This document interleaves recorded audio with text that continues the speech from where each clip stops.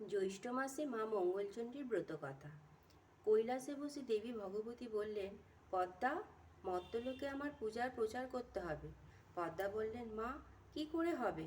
ভগবতী বললেন, আমি মর্তে গিয়ে বুড়ি ব্রাহ্মণীর বেশে পূজা প্রচার করব। যেমন বলা অমনি ভগবতী কৈলাসে থেকে মর্তে এসে ধনপতি বেনের বাড়িতে গিয়ে ভিক্ষে চাইলেন। ভর দুপুরবেলা রোদ খাঁকা করছে। বেনে বউ ভিক্ষের থালা নিয়ে ভিক্ষে দিতে গেল। ভগবতী বললেন, মা, তোর কয় মেয়ে কয় ছেলে? বেনে বউ বলল, আমার 7 মেয়ে, কোনো ছেলে নেই। ভগবতী বললেন, ছি ছি, আমি ছেলে আটকুড়ি হাতে ভিক্ষা নিই না। এ কথা শুনে বেনে বউ মাটিতে শুয়ে কাঁদতে লাগলেন। বেনে এবং আরও লোকজন এসে জিজ্ঞেস করায় বেনে বউ ব্রাহ্মণীর কথাগুলো তাদের বললেন। বেনে তখন ব্রাহ্মণীকে খুঁজতে বেরোলেন এবং খুঁজতে গিয়ে দেখল ব্রাহ্মণী একটা বটগাছের নিচে হেলান দিয়ে বসে আছে। বেনে তখন ব্রাহ্মণীর পায়ে ধরে বললেন, ছেলে হওয়ার উপায় বলে দাও। তখন ব্রাহ্মণী তার ঝুলি থেকে একটা ফুল বার করে বেনের হাতে দিয়ে বলল, যা, বেনে বউকে গিয়ে এটা দিবি, আর বলবি ঋতু স্নানের দিন এটা ধুয়ে যেন জল খায়। ব্রাহ্মণীর কথা শুনে বেনে বাড়িতে গিয়ে বেনে বউয়ের হাতে দিয়ে সব বললেন। বেনে বউ ব্রাহ্মণীর কথা মতো ঋতু স্নানের দিন ফুল ধুয়ে জল খেলো। এরপর বেনে বউ পোয়াতি হলো। 9 মাসে বেনে ঘটা করে বেনে বউয়ের সাত দিল। 10 মাস 10 দিনের মাথায় বেনে বউয়ের প্রসব যন্ত্রণা হলো। তাই এলো, কবিরাজ এলো, কিন্তু বেনে বউয়ের বাচ্চা হতে ভীষণ কষ্ট হলো। কৈলাসে মায়ের আসন টলল। তখন ভগবতী কৈলাস থেকে মর্তে এসে দেখলেন বেনের বাড়ির সামনে প্রচুর ভিড়। জিজ্ঞেস করায় বেনে বউয়ের বাচ্চা প্রসবের কথা বলল। তখন ব্রাহ্মণী বললেন, আমি একবার দেখতে পারি? কেন পারবে না, তুমি ভিতরে যাও। বুড়ি ভিতরে গিয়ে বললে, তোমরা বাছা সবাই বাইরে যাও, আমি একবার দেখি। ভগবতী অমনি পদ্মহস্ত পেটে বুলিয়ে দিলেন। দেওয়ামাত্র বাচ্চা প্রসব হয়ে গেল। যাওয়ার সময় বেনে বউকে বলে গেলেন, ছেলের নাম জয়দেব রেখো। এই বলে তিনি চলে গেলেন। আবার কিছুক্ষণ পরে ভগবতী কৈলাস থেকে মর্তে এলেন। বুড়ি ব্রাহ্মণীর বেশ ধরে সে দেশের লক্ষ্যপতি বেনে বাড়িতে গিয়ে ভিক্ষে চাইলেন। বেনে বউ তাড়াতাড়ি থালা সাজিয়ে বুড়িকে ভিক্ষে দিতে এলেন। বুড়ি বললেন, মা, তোমার কয় মেয়ে কয় ছেলে? বেনে বউ বলল, আমার 7 ছেলে, কোনো মেয়ে নেই। তখন বুড়ি বললেন, আমি মেয়ে আটকুড়ি হাতে ভিক্ষে নিই না। এই বলে সে চলে গেলেন। এদিকে বেনে বউ তো কেঁদে অস্থির। এই দেখে লক্ষ্যপতি এসে বেনে বউকে জিজ্ঞেস করায় সে বুড়ির কথা সব বলল। লক্ষ্যপতি তখন বুড়ির খোঁজে বেরিয়ে পড়ল। খুঁজতে খুঁজতে একটা বটগাছের নিচে বুড়িকে দেখতে পেল। সে বসে বিশ্রাম নিচ্ছে। বুড়িকে লক্ষ্যপতি পায়ে ধরে বলল, মেয়ে হওয়ার উপায় বলে দাও। সে বলল, আমি বুড়ি মানুষ, আমি আর কি উপায় বলবো? তবে এই ফুলটা নিয়ে যা, তোর বউকে দিবি, আর বলবি ঋতু স্নানের দিন এটা ধুয়ে জল খেতে। বুড়ির কথা মতো ঋতু স্নানের দিন বেনে বউ ফুলটা ধুয়ে জল খেলো। বেনে বউ পোয়াতি হলো। 9 মাস পর লক্ষ্যপতি বেনে বউয়ে ঘটা করে সাত দিল। 10 মাস 10 দিন পর বেনে বউয়ের প্রসব যন্ত্রণা হলো।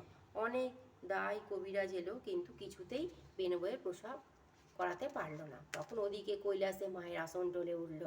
মা ভগবতী তখন মর্তে নেমে এসে বুড়ি বেশে লক্ষ্যপতির বাড়ির খিড়কিতে এসে দেখলো সেখানে অনেক ভিড়। একজনকে জিজ্ঞেস করা সে বলল, বেনে বউয়ের বাচ্চা হবে, তাই ভীষণ কষ্ট পাচ্ছে। তখন বুড়ি বাড়ির ভিতর ঢুকে বলল, আমি একবার দেখতে পারি? তখন সবাই বলল, হ্যাঁ, যাও না, দেখে এসো। ঘরে ঢুকে বুড়ি সবাইকে বেরিয়ে যেতে বলল এবং তার পদ্মহস্ত বেনে বউয়ের পেটে বোলাতেই বাচ্চা প্রসব হলো এবং মেয়ে হয়ে খিলখিলিয়ে হেসে উঠল। বুড়ি যাবার সময় বেনে বউকে বলে গেল, এই মেয়ের নাম রাখবি জয়াবতী। এরপর দিন কেটে গেল, মাস কেটে গেল, বছর কেটে গেল। 7 বছরের হলো জয়াবতী। পাড়ার সব মেয়েরা মিলে পুকুর পাড়ে বসে বটপাতা, বেলপাতা, দূর্বা, বনের ফল, ফুলের নৈবেদ্য সাজিয়ে মা মঙ্গলচণ্ডীর পূজা করছে। সেই সময় জয়দেবের একটা পায়রা উড়ে এসে জয়াবতীর কোলে বসলো। জয়দেব ও ছুটে এসে বলল, ওটা আমার পায়রা, আমাকে দাও। জয়াবতী অমনি বলল, পায়রাটা উড়ে এসে আমার কোলে বসলো, তোমায় কেন দেব? জয়দেবও ছাড়বার পাত্র নয়। শেষে অনেক তর্ক বিতর্কের পর জয়দেব পায়রাটা নিয়ে জয়াবতীকে জিজ্ঞেস করলো, তোমরা এখানে কি করছো? জয়াবতী বলল, আমরা এখানে মা মঙ্গলচণ্ডীর পূজা করছি। জয়দেব বলল, এ পূজা করলে কি হয়? জয়াবতী বলল, হারালে পায়, খাড়ায় কাটে না, আগুনে পোড়ে না, জলে ডোবে না, সতীর মেয়ের ঘর হয়, যা রাজা মলে রাজা হয়। এই শুনে জয়দেব পায়রা নিয়ে বাড়ি এসে গোসা করে ঘরে ঢুকলো। বেলা দুপুর হলো, ছেলেকে এখনো নাইলো না, খেলো না, কোথায় গেল? তখন বেনে বউ চারিদিকে খুঁজলো, দেখলো জয়দেব গোসা করে ঘরে শুয়ে আছে। ছেলের কাছে গিয়ে আদর করে জিজ্ঞেস করলো, আমায় এখন তো অসময়ে শুয়ে কেন বাবা? মা, আমাদের আমাকে বেনে মেয়ের সঙ্গে বিয়ে না দাও, আমি খাবও না, নাইবও না। ছেলের কথা শুনে মা বলল, এর জন্য আবার ভাবনা কি? ওরা আমাদের পাল্টি ঘর, তুই ওঠ, খেয়ে নে, নে নে, আমি তোর বাপকে বলে সব ঠিক করছি। লক্ষ্মীপতি তখন ভাট পাঠিয়ে বিয়ের ব্যবস্থা করলেন। জয়াবতীর বাপ রাজি হলো আর ধনপতির মেয়েকে আশীর্বাদ করতে গেল। আর কুলপুরোহিত দিয়ে জ্যৈষ্ঠ মাসের মঙ্গলবারে বিয়ের দিন স্থির হলো। খুব ঘটা করে জয়দেবের সঙ্গে জয়াবতীর বিয়ে হলো। যথাসময়ে স্ত্রী আচার শেষ করে বর শয্যায় গেল। জয়াবতীর চঞ্চল দেখে, খুব ঘুম নেই দেখে জয়দেব নিদ্রা ভান করে শুয়ে রইল। জয়াবতী পতিকে নিদ্রিত মনে করে ধীরে ধীরে উঠে বসলো। আঁচলের খুঁট খুলে যখন গদ গিলছে, তখন জয়দেব চোখ খুলে বলল, আমি যা জিজ্ঞেস করছি তা সত্যি করে বলো। আমাকে টুকটাক গুণগান করলে। জয়াবতী বলল, আমি টুকটাক গুণগান কোনোদিন শুনিনি, আজ জয়মঙ্গলবার তাই গদ গিলল। জয়দেব জিজ্ঞেস করলো, এই পূজা করলে কি হয়? জয়াবতী বলল, আমি বিয়ে আগেও বলেছি, এই পূজার ফল অনন্ত। পরদিন খাট বিছানা সোনা রূপা হীরা মাণিক্য গা ভরিয়ে দিয়ে জয়াবতীকে বিদায় দিল। কিছু জলযোগের পর ডিঙিতে করে বর বউ বিদায় নিল। অসীম জলরাশি, ঢেউয়ের পর ঢেউ, চারিদিকে জল থই থই করছে। তাই দেখে জয়দেব জয়াবতীকে বলল, প্রিয়, এখানে জলদস্যুর বড়ই উৎপাত, তোমার গায়ে গয়না থাক আর নিরাপদ নয়, তাই তোমার গায়ের গহনা সব খুলে দাও। জয়াবতী গায়ের গহনা সব খুলে দিল।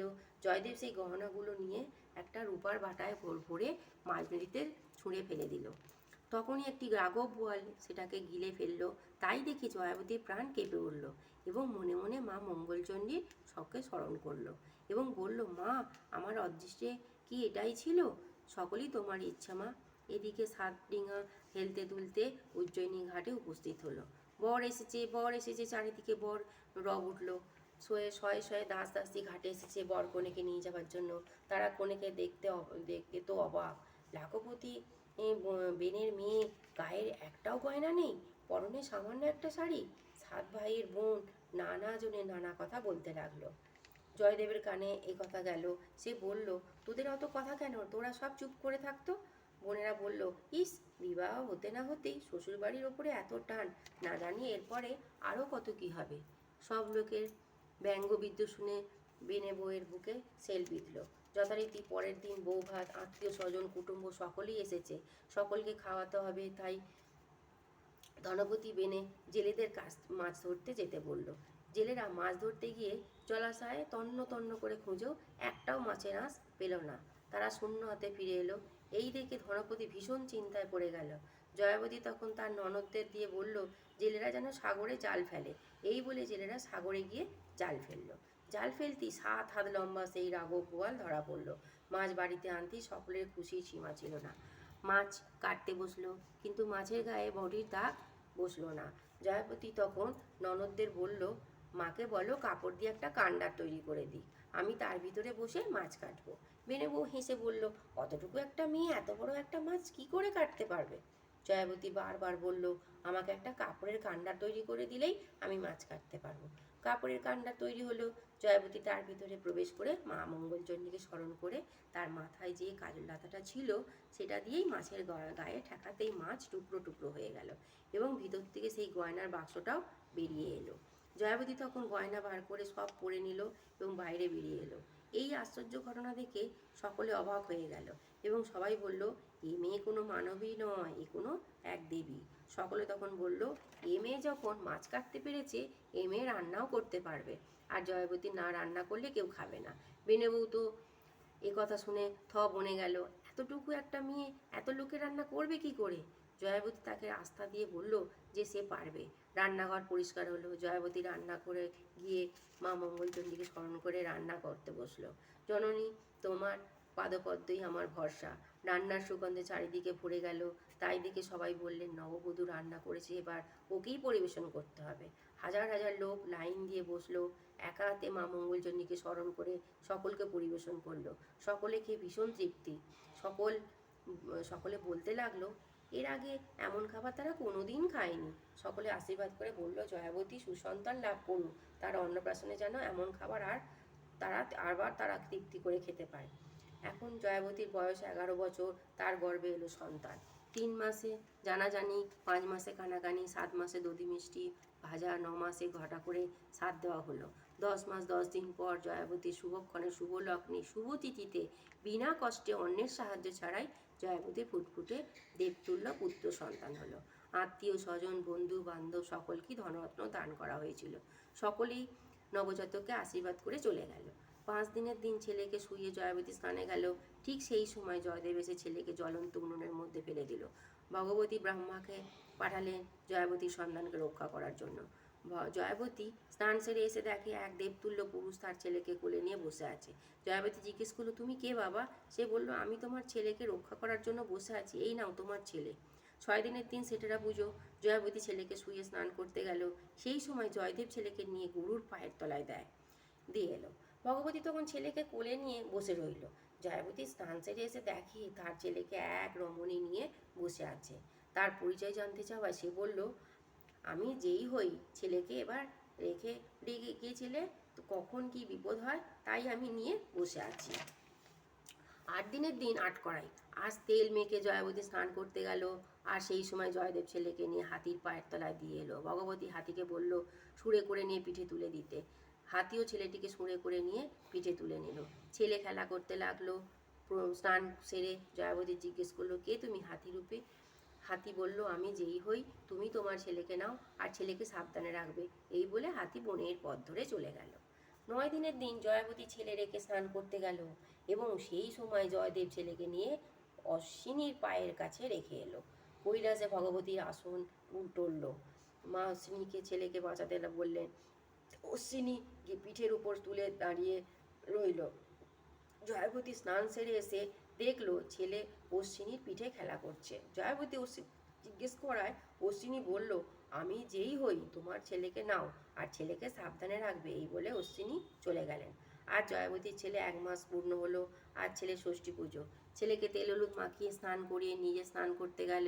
জয়দেব ছেলেকে নিয়ে পুকুরের পাঁকে পুঁতে দিয়ে এলো। জয়াবতী স্নান করে যেমনই উঠতে যাবে অমনি আঁচলে টান পড়ল। ফিরে দেখে ছেলে কোলে নিয়ে বাড়ি এলো। ষষ্ঠী পুজো শেষ হলো। 6 মাস পূরণ হলো। আজ ছেলের অন্নপ্রাশন। ঘটা আর শেষ নেই। 7 গায়ের লোক নিমন্ত্রিত হয়েছে।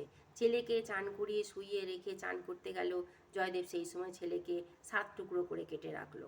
কৈলাসে দেবীর মুকুট টলে গেল। তিনি তখন অমৃত কুণ্ড থেকে অমৃত নিয়ে মর্তে এসে ছেলে সারা অঙ্গে ছিটিয়ে দিল। আর ছেলে অমনি জীবিত হলো। ছেলেকে কোলে নিয়ে বসে রইল। জয়াবতী স্নান সেরে এসে জিজ্ঞেস করলেন, তুমি কে মা? তখন তিনি বললেন, আমি যেই হই না কেন, তোমার ছেলে তুমি নাও বলে কোলে দিয়ে চলে গেল। জয়দেব ঘরে বসে বলল, তোমার ব্রতের সব কয়টি তো ঠিক হলো, কিন্তু একটা তো ঠিক হলো না। জয়াবতী বললেন, সময় হলেই হবে। কিছুদিন বাদে সেই দেশে রাজা মারা গেল। রাজা শ্বেতস্থি রাজা খুঁজতে বেরোলো। জয়দেবকে দেখতে পেয়ে জয়দেবকে শুঁড়ে তুলে নিয়ে পিঠে বসিয়ে দিল। জয়দেবকে নিয়ে সিংহাসনে বসিয়ে জয়দেব রাজা হলো আর রানী হলো জয়াবতী। কিছুদিন পর তাদের ছেলে মেয়ের বিয়ে হলো। তারা সুখে ঘর সংসার করতে লাগলো। মা মঙ্গলচণ্ডীর পূজা প্রচার হলো। আর কিছুদিন পর স্বর্গে থেকে রথ এলো এবং জয়াদেব ও জয়াবতীকে রথে নিয়ে চলে গেল। সোনার মঙ্গলচণ্ডী রূপার বেলা, কেন মা মঙ্গলচণ্ডী এত বেলা? হাসতে হাসতে, তেল হলুদ মাখতে, শাঁখা শাড়ি পরতে, আঘাত ঘাট করতে, অপটের পর করতে, চোরের বন্ধন ঘোচাতে, অবিবাহিতের বিবাহ দিতে, নির্ধনের ধন দিতে, হাপতির পুত দিতে, কানার চক্ষু দিতে, অন্ধের নারী দিতে, অরাজকের রাজ্য দিতে, তাই হলো বেলা। এই মন্ত্র 3 বার বলে গদ গিলতে হয়। মা মঙ্গলচণ্ডীর ব্রতকথা সমাপন হলো। জয় মা মঙ্গলচণ্ডী।